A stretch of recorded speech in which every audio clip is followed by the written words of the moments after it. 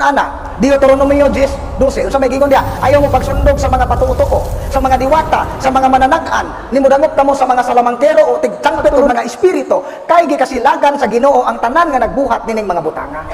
Patuo.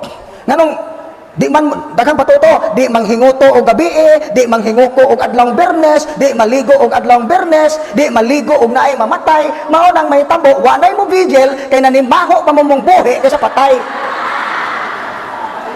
Mga patuo at tos menteryo ay gabot sa menteryo o palamuot kay ibutan ta kanang puuhon bitaw katapusan igsuon mamatay magpadyag og lube pilion tong lube nga daghang bunga kay sumpa kuno karon ang pangutana kay naputol naman ang lube gisumpa naman ang kamatayon ang tanang kaliwat anang namatay di na gyud na mamatay kay gisumpa naman ka kamatay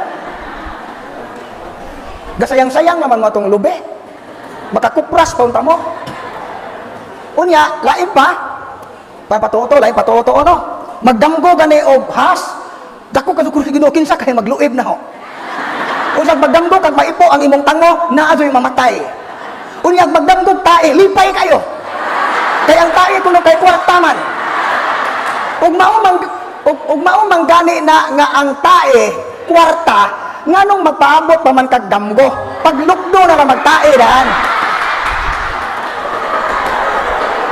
mga tutuhon dun mong dagko kaya nakarelate man mo lain pa atos menteryo mga lighter, mga posporo mga snacks, mga kandila ibilin kay tanan kunong gida sa menteryo maot na kuno og iuli nganong ning uli pa man ka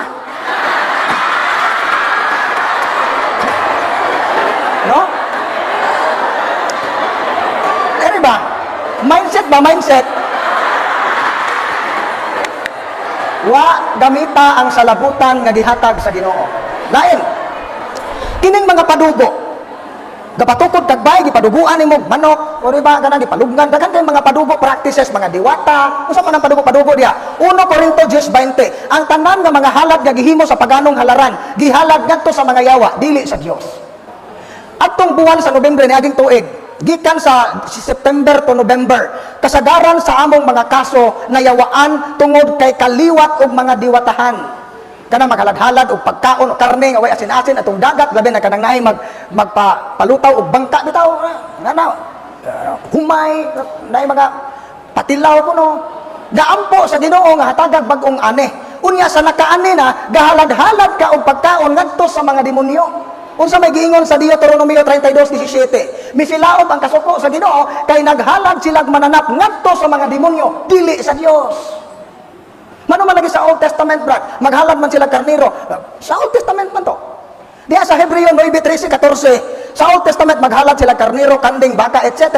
Pero pag abot ni Kristo, ang dugo ni Kristo maoy hingpit nga halad sa sala, mao wa na kinahanglanang mga mananap. Karon kay halad-halad kag baboy nga 40 kilos nga way gisi ang dunggan.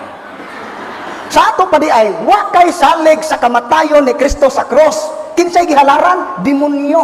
Mao na ko kanang inyong balay o inyo nang gipaduguan, bisan pag gipublisingan ninyo nag-obispo, magpabili ng infested, kay inyo man ang gihalad sa yawa.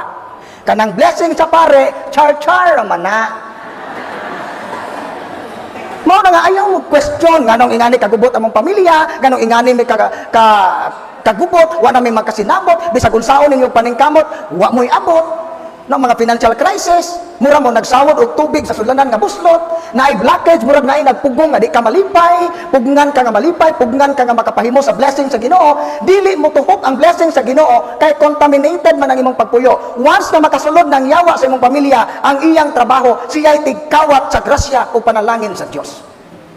Mo na mo question ta, malumos na ta sa mga problema nganong gingani man ko mo Ginoo brad nganong manggingani man ko sa Ginoo ako bayay gadunit og tiles nang among simbahan brad ako bayay ga pa-aircon ana brad namoy-moy na i-apil pag boy-boy ang pare nay among pare brad ako kaon